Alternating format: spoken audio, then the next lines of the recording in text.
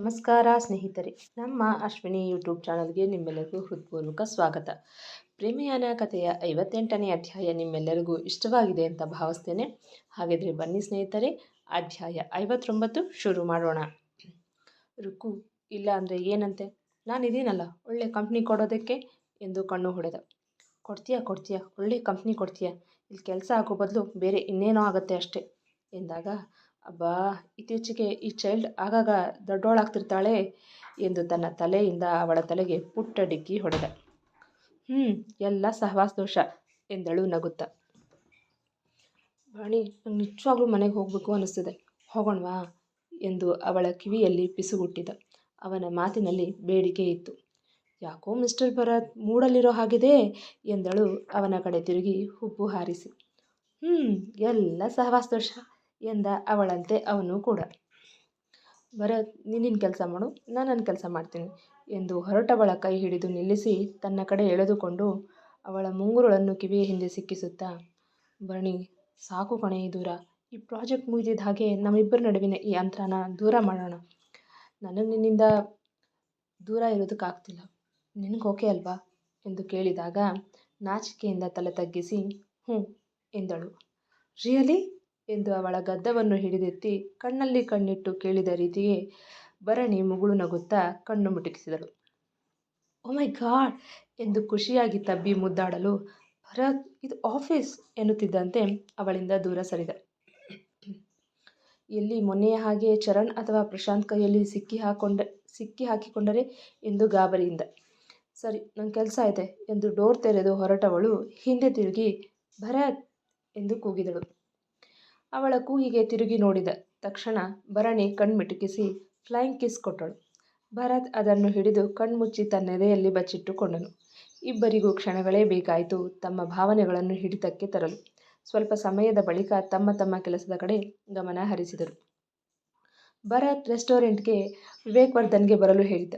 Painting ಕೆಲಸ ನಡೆಯುತ್ತಿದ್ದರಿಂದ ಅವರೊಂದು ಸಾರಿ ನೋಡಿ ಯಾವ ತರಹದ ಬಣ್ಣಗಳು ಇಷ್ಟವಾಗುತ್ತವೆ ಎಂದು ತಿಳಿದುಕೊಂಡು ಅವುಗಳನ್ನೇ ಗೋಡೆಗೆ ಪೇಂಟ್ ಮಾಡಿಸುವ ಸಲುವಾಗಿ ಈ ಕೆಲಸದ ನಿಮಿತ್ತ ಮಧ್ಯಾಹ್ನವೇ ಅಲ್ಲಿಗೆ ಹೋಗಲು ತಯಾರಾಗಿದ್ದ. ಬನ್ನಿ, ವಿವೇಕ್ವರ್ಧನ್ ಅವ್ರು ಬರ್ತಿದ್ದಾರೆ ರೆಸ್ಟೋರೆಂಟ್ಗೆ, ಆ ಪೇಂಟಿಂಗ್ ಮಾಡಿಸೋದಕ್ಕೆ ಯಾವ ಥರದ ಥೀಮ್ ಬೇಕು, ಕಲರ್ ಬೇಕು ಅಂತ ಚರ್ಚೆ ಮಾಡಿ ಅದನ್ನೇ ಗೋಡೆಗಳಿಗೆ ಪೇಂಟ್ ಮಾಡಿಸೋಣ ಅಂತ ಅವ್ರ ಜೊತೆ ಡಿಸ್ಕಸ್ ಮಾಡೋದಿದೆ.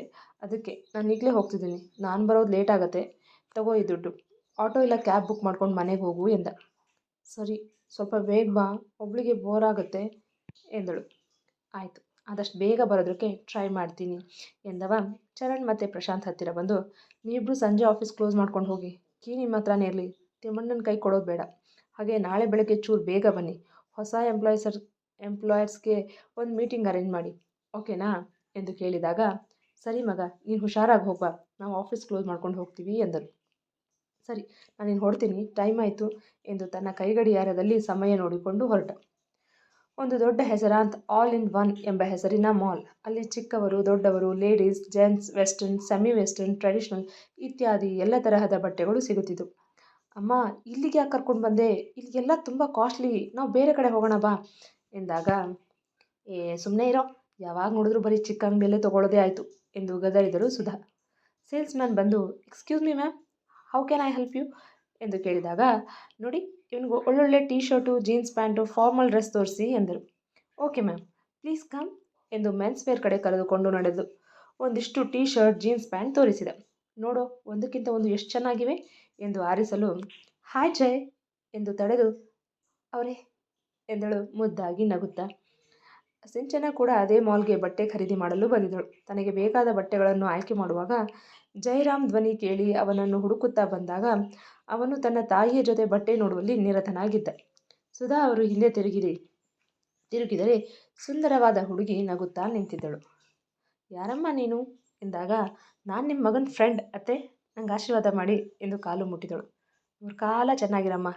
ಹೌದು, ಅತ್ತೆ ಅಂತ ಯಾಕೆ ಕರೆದೆ ಎಂದು ಗೊಂದಲಾಶ್ಚರ್ಯದಲ್ಲಿ ಕೇಳಿದಾಗ ತಕ್ಷಣ ನಾಲಿಗೆ ಕಚ್ಚಿಕೊಂಡು, ಆಂಟಿ, ಅದು ಟಂಗ್ ಸ್ಲಿಪ್ ಆಯಿತು ಅತ್ತೆ, ಸಾರಿ ಆಂಟಿ ಎಂದು ನಗುತ್ತಿದ್ದವಳನ್ನೇ ಜಯರಾಮ್ ಗುರಾಯಿಸುತ್ತಿದ್ದ. ಏನಮ್ಮ, ನಿಂಗೆ ಮದುವೆ ಆಗಿದೆಯಾ ಎಂದು ಕೇಳಿದರು.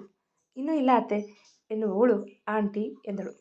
ಅಮ್ಮ, ಏನು ಪ್ರಶ್ನೆ ಅದು ಎಂದ ಅಸಹನೆಯಿಂದ. ನೀನು ಸ್ವಲ್ಪ ಸುಮ್ಮನಿರೋ ಎಂದು ಗದರಿ ಏನಮ್ಮ ನಿಮ್ಮ ಮನೇಲಿ ಗಂಡು ಹುಡುಕ್ತಿದ್ದಾರಾ ಎಂದು ಕೇಳಿದರು. ಇನ್ನೂ ಇಲ್ಲ ಅತ್ತೆ. ಅ, ಸಾರಿ ಸಾರಿ ಆಂಟಿ ಎಂದಳು ನುಲಿಯುತ್ತಾ. ಅಮ್ಮ ನಿನಗೆ ಯಾಕೆ ಬೇಕು ಎಂದು ಪಿಸುಗುಟ್ಟಿದ ಸುಧಾ ಅವರ ಕಿವಿಯಲ್ಲಿ. ಆ ನಿನ್ನ ಮದುವೆ ಮಾಡೋಕೆ ಎಂದಾಗ ಕರ್ಮ ಎಂದು ಗೊಣಗಿದ ಜಯರಾಮ್. ಏನಮ್ಮ, ಅಯ್ಯೋ ನಾನು ನೋಡು ನಿನ್ನ ಹೆಸರು ಕೇಳೋದೇ ಮರ್ತೆ ಎನ್ನಲು, ಅದು ಅತ್ತೆ, ಅಲ್ಲಲ್ಲಲ್ಲ ಆಂಟಿ, ನನ್ನ ಹೆಸರು ಸಿಂಚು ಅಂತ, ಅಂದರೆ ಸಿಂಚನ ಅಂತ ಎಂದಳು ಮತ್ತೆ ನಗುತ್ತಾ. ತುಂಬ ಮುದ್ದಾಗಿದೆ ಹೆಸರು ನಿನ್ನ ಹಾಗೆ ಎಂದರು. ಥ್ಯಾಂಕ್ಸ್ ಅತ್ತೆ. ಸರಿ ಸರಿ ಆಂಟಿ ಎಂದಳು. ನನ್ನ ಮಗ ನೋಡಮ್ಮ MBA ಗ್ರ್ಯಾಜುಯೇಟ್, ದೊಡ್ಡ ಕೆಲಸದಲ್ಲಿದ್ದಾನೆ. ನಂದನ್ ಯದುವಂಶಿ ಅವ್ರ ಹೆಸರು ಕೇಳಿದ್ದೀಯಾ ಎಂದಾಗ, ಹ್ಞೂ ಆಂಟಿ ಕೇಳಿದ್ದೀನಿ ಎಂದಳು. ಅವ್ರ ಆಫೀಸಲ್ಲಿ ಅವ್ರ ಪಿ ಆಗಿ ಕೆಲಸ ಮಾಡ್ತಾನೆ. ತಿಂಗಳಿಗೆ 80,000 ರೂಪಾಯಿ ದುಡಿತಾನೆ. ಇರೋದಕ್ಕೊಂದು ಸ್ವಂತ ಮನೆ ಇದೆ. ಹಳ್ಳಿಯಲ್ಲಿ ಸ್ವಲ್ಪ ಜಮೀನಿದೆ. ನಾನು ನನ್ನ ಮಗ ಇಬ್ಬರೇ ಇರೋದು. ನಾದಿನಿಯರ ಕಾಟ, ಮೈದನ ಭಾವಂದ್ರ ಮಾವನ ಕಾಟ ಇಲ್ಲವೇ ಇಲ್ಲ. ನೋಡೋದಕ್ಕೂ ಹ್ಯಾಂಡ್ಸಮ್ ಆಗಿದ್ದಾನೆ. ಒಂದು ಸಾರಿ ಮದುವೆ ಬಗ್ಗೆ ಯೋಚಿಸಮ್ಮ ಎಂದು ಮಗನ ಮದುವೆಯ ಪ್ರಪೋಸಲ್ ಇಟ್ಟರು. ತನ್ನಮ್ಮನ ಮಾತುಗಳನ್ನು ಕೇಳಿ ಗೋಡೆಗೆ ಹೋಗಿ ಹಣೆ ಚಚ್ಚಿಕೊಳ್ಳುವಂತಾಗಿತ್ತು ಜಯರಾಮ್ಗೆ. ಅಮ್ಮ ಏನಿದು, ನೀನು ಮಾತಾಡ್ತಿರೋದು ಸ್ವಲ್ಪ ಬಾಯಿ ಮುಚ್ಕೊಂಡಿರೋದಕ್ಕಾಗೋದಿಲ್ವಾ ಎಂದು ಕೋಪದಿಂದ ಹೇಳಲು, ಖಂಡಿತ ಯೋಚಿಸ್ತೀನಿ ಆಂಟಿ ಎಂದಳು ಅವನನ್ನೇ ನೋಡುತ್ತಾ. ತಾವೇ ಒಂದು 4 ಜೊತೆ ಟೀ ಶರ್ಟ್ ಪ್ಯಾಂಟ್ ಆಯ್ಕೆ ಮಾಡಿ, ನೀನು ಹೋಗೋ, ಬಟ್ಟೆ ಹಾಕೊಂಡು ನೋಡಿ ಹೋಗು ಎಂದು ಒತ್ತಾಯ ಮಾಡಿ ಟ್ರಯಲ್ ರೂಮಿಗೆ ಕಳುಹಿಸಲು ಜಯರಾಮ್ ಹಣೆ ಚಚ್ಚಿಕೊಂಡು ಟ್ರಯಲ್ ರೂಮಿಗೆ ಹೋದ. ಆಂಟಿ, ಆ ಕಡೆ ಕೂಡ ತುಂಬ ಕಲೆಕ್ಷನ್ಸ್ ಇವೆ, ಒಂದಕ್ಕಿಂತ ಒಂದು ಸೂಪರ್ ಆಗಿದೆ, ನೀವು ಯಾಕೆ ಒಂದ್ಸಲಿ ನೋಡಬಾರ್ದು ಎಂದು ಬೇಕಂತಲೇ ಅಲ್ಲಿಂದ ಆ ಕಡೆ ಕಳುಹಿಸಿದ್ದಳು. ಹೌದಾ, ಸರಿ, ನಾನೀಗಲೂ ನೋಡ್ತೀನಿ, ಹಾಗೆ ನಾನು ಹೇಳಿದ್ದು ಮರಿಬೇಡ ಎಂದಾಗ, ಇಲ್ಲ ಆಂಟಿ, ನಾನು ಇದ್ರ ಬಗ್ಗೆ ಯೋಚಿಸ್ತೀನಿ ಎಂದಳು. ಅವರು ಆ ಕಡೆ ಹೋಗುತ್ತಿದ್ದಂತೆ ಈ ಕಡೆ ಸಿಂಚನ ಜಯರಾಮ್ ಹಿಂದೆಯೇ ಟ್ರಯಲ್ ರೂಮಿಗೆ ಸದ್ದಿಲ್ಲದೆ ಒಳ ಸೇರಿದಳು. ಡ್ರೆಸ್ಸಿಂಗ್ ರೂಮಿಗೆ ಹೋಗಿ ಕನ್ನಡಿ ಮುಂದೆ ನಿಂತು ತಾನು ತೊಟ್ಟಿದ್ದ ಶರ್ಟ್ ತೆಗೆದು ಇನ್ನೇನು ಟೀ ಶರ್ಟ್ ಹಾಕಿಕೊಳ್ಳಬೇಕು. ಜೈ ಎಂಬ ಹಿಂದಿನಿಂದ ಬಂದ ಧ್ವನಿ ಜೊತೆಗೆ ಕನ್ನಡಿಯೊಳಗೆ ಅವಳ ಬಿಂಬ ಕಂಡಿದ್ದೆ ನೀನಾ ಎಂದು ಶಾಕ್ ಆದ ಹುಡುಗ. ಜೊತೆಗೆ ಹೀಗೆ ಯಾರಾದರೂ ನಮ್ಮನ್ನು ನೋಡಿದರೆ, ಎಲ್ಲದಕ್ಕಿಂತ ಹೆಚ್ಚಾಗಿ ತನ್ನ ತಾಯಿ ನೋಡಿದರೆ ಎಂದು ಭಯವಾಗಿತ್ತು. ತಕ್ಷಣ ಕೈಯಲ್ಲಿದ್ದ ಟೀ ಶರ್ಟ್ ಹಾಕಿಕೊಳ್ಳಲು ಹೋದವನ ಕೈಯಿಂದ ಅಷ್ಟೇ ರಭಸವಾಗಿ ಕಿತ್ತುಕೊಂಡಳು ಸಿಂಚನ. ಸಿಂಚು, ಕೊಡು ಅದನ್ನು ಎಂದು ಅವಳ ಕೈಯಿಂದ ಕಸಿದುಕೊಳ್ಳಲು ನೋಡಿದ ತಕ್ಷಣ ಅವಳು ಅದನ್ನು ಅವನಿಗೆ ಸಿಗದಂತೆ ಹಿಂದೆ ಎಳೆದುಕೊಂಡಳು. ಸಿಂಚು, ಏನಿದು ಹುಡುಗಾಟ, ಕೊಡು ನನ್ನ ಶರ್ಟ್ನ ಎನ್ನಲು, ಶರ್ಟ್ ಬೇಕು ಅಂದರೆ ನನಗೊಂದು ಮುತ್ತು ಕೊಡು ಎಂದಳು. ಆಗಲ್ಲ ಎಂದು ತಾನು ತೆಗೆದಿದ್ದ ಶರ್ಟ್ ತೆಗೆದುಕೊಳ್ಳಲು ಹೋದ. ಅದನ್ನು ತೆಗೆದುಕೊಂಡಳು. ಸುಮ್ಮನೆ ಕೊಡು ಸಿಂಚು ಎಂದಾಗ, ನನಗೊಂದು ಮುತ್ತು ಕೊಡು, ಕೊಡ್ತೀನಿ ಎಂದಳು. ಕೊಡೋಕ್ಕಾಗಲ್ಲ ಎಂದ ಒರಟಾಗಿ. ಹೌದಾ, ಸರಿ ಬಿಡು, ಈಗಲೇ ನಮ್ಮತ್ತೆ ಅಂದರೆ ನಿಮ್ಮಮ್ಮನ ಹತ್ರ ಹೋಗಿ ನನ್ನನ್ನು ಪ್ರೀತಿ ಮಾಡ್ತೀನಿ ಅಂತ ಹೇಳಿ ನನ್ನ ಮಾನ ದೋಚಿ ಇನ್ನೊಂದು 7 ತಿಂಗಳಿಗೆ ಕೈಗೆ ಪಾಪು ಬರೋ ಹಾಗೆ ಮಾಡಿದ್ದಾನೆ ಅಂತ ಹೇಳ್ತೀನಿ ಎಂದಳು ಹುಬ್ಬು ಹಾರಿಸಿ. ಏನು ಹೆದರ್ಸ್ತಿದ್ದೀಯಾ ಎಂದ. ಇಲ್ಲಪ್ಪ, ಲೈಟಾಗಿ ವಾರ್ನ್ ಮಾಡ್ತಿದ್ದೀನಿ ಎಂದಳು ಮುಗುಳು ನಗುತ್ತಾ. ಮುಚ್ಕೊಂಡು ನನ್ನ ಶರ್ಟ್ ಕೊಡು ಎಂದ ಈ ಬಾರಿ ಕೋಪದಿಂದ.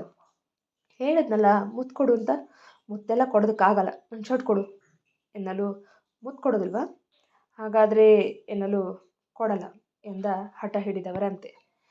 ಕೊನೆ ಸಾರಿ ಕೇಳ್ತಿದ್ದೀನಿ, ಮುತ್ತು ಕೊಡ್ತೀಯೋ ಇಲ್ವೋ ಎಂದು ಕೇಳಿದಳು ವಾರ್ನ್ ಮಾಡುವಂತೆ. ಮತ್ತು ಅದೇ ರೀತಿ ಮೊಂಡನ ಹಾಗೆ ಕೊಡಲ್ಲ ಎಂದ. ಸರಿ ಬಿಡು, ನಾನು ಹೋಗಿ ನಮ್ಮ ಅತ್ತೆಗೆ ವಿಷಯ ತಿಳಿಸ್ತೀನಿ ಎಂದು ಡೋರ್ ಓಪನ್ ಮಾಡಬೇಕು. ತಕ್ಷಣ ಜಯರಾಮ್ ಅವಳನ್ನು ತನ್ನ ಹತ್ತಿರ ಎಳೆದುಕೊಂಡು ಕೆನ್ನೆಗೆ ಮುತ್ತಿಟ್ಟಿದ್ದ. ಸಿಂಚನನ ಕಣ್ಣುಗಳು ಖುಷಿಗೆ ಅರಳಿದ್ದವು. ಅವಳ ತುಂಟ ನೋಟ ಅವನನ್ನು ಕೆಣಕುತ್ತಿತ್ತು. ಅವಳ ಕಣ್ಣೋಟ ಇರುಸು ಮುರುಸು ಆದಂತಾಗಿ ತನ್ನಿಂದ ದೂರ ಸರಿಸಲು ನೋಡಿದ. ಅವಳು ಇನ್ನಷ್ಟು ಅವನಿಗೆ ಒತ್ತಿಕೊಂಡು ನಿಂತಳು. ಅವಳ ಸನಿಹಕ್ಕೆ ಅವನೆದೆಯ ಬಡಿತ ಜೋರಾಗಿದೆ. ಜೊತೆಗೆ ಶರ್ಟ್ ಇಲ್ಲದೆ ತುಂಬ ಮುಜುಗರವಾಗುತ್ತಿತ್ತು. ಅವಳನ್ನು ದೂರ ಸರಿಸಲು ನೋಡಿದಷ್ಟು ಇನ್ನಷ್ಟು ಅವನಿಗೆ ಒತ್ತಿಕೊಂಡು ನಿಲ್ಲುತ್ತಿದ್ದಳು. ಉಸಿರು ಬಿಗಿ ಹಿಡಿದಿದ್ದ ಹುಡುಗ. ಅವನಿಗೆ ಬಿಸಿ ತುಪ್ಪ ಉಗಿಯಲು ಬಾರದೆ ನುಂಗಲು ಬಾರದಂತಾಗಿತ್ತು ಅವನ ಪರಿಸ್ಥಿತಿ. ಪರವಾಗಿಲ್ವೇ, 6 ಪ್ಯಾಕ್ ಬೇರೆ ಇದೆ ಹುಡುಗನಿಗೆ ಎಂದುಕೊಂಡಳು ಮನಸ್ಸಲ್ಲೇ. ಹೌದು, ನೀನು ಒಪ್ಪೋದಕ್ಕಿಂತ ಮುಂಚೆನೇ ನಿನ್ನ ಮದುವೆ ಪ್ರಪೋಸಲ್ ಇಟ್ಟಿದ್ದಾರೆ ನಿಮ್ಮಮ್ಮ. ನಾನಂತೂ ತುದಿಗಾಲಲ್ಲಿ ನಿಂತಿದ್ದೀನಿ ನಿನ್ನ ಮದುವೆ ಆಗೋದಕ್ಕೆ. ನಿನ್ನ ಅಭಿಪ್ರಾಯ ಏನು ಜೈ ಎಂದಳು ತುಂಟ ನಗುನ ಹೊತ್ತು. ಸಿಂಚು, ಹುಡುಗಾಟ ಸಾಕು, ಮೊದಲು ನೀನು ಆಚೆ ಹೋಗು ಎಂದ ಅಸಹನೆಯಿಂದ. ಹೋಗಲ್ಲ, ಏನು ಮಾಡ್ತೀಯಾ ಎಂದು ಹುಬ್ಬು ಹಾರಿಸುತ್ತಾ ಕೇಳಿದಳು. ಸುಮ್ಮನೆ ಹೋಗು, ಇಲ್ಲದೆ ಇರೋ ಸೀನ್ ಕ್ರಿಯೇಟ್ ಮಾಡಬೇಡ ಎಂದ ತುಸು ಅಸಹನೆ ಮತ್ತು ಕೋಪ ಬೆರೆಸಿದ ಧ್ವನಿಯಲ್ಲಿ. ಹೌದಾ, ನಾನು ಸೀನ್ ಕ್ರಿಯೇಟ್ ಮಾಡ್ತಿದ್ದೀನಾ? ಸರಿ ಹಾಗಾದರೆ ನಾನು ಹೋಗೋದಿಲ್ಲ, ಅದೇನು ಮಾಡ್ಕೊಳ್ತೀಯೋ ಮಾಡ್ಕೊ ಎಂದು ಅವನನ್ನು ಗಟ್ಟಿಯಾಗಿ ತಬ್ಬಿದಳು. ಹುಡುಗನ ಮೈಯಲ್ಲಿ ವಿದ್ಯುತ್ ಸಂಚಾರ ಆದ ಅನುಭವ. ಅವಳ ಸನಿಹಕ್ಕೆ ಹೃದಯ ತಾಳ ತಪ್ಪುತ್ತಿತ್ತು. ಉಸಿರಾಡಲು ಘಾಸಿಯಾಗುತ್ತಿತ್ತು.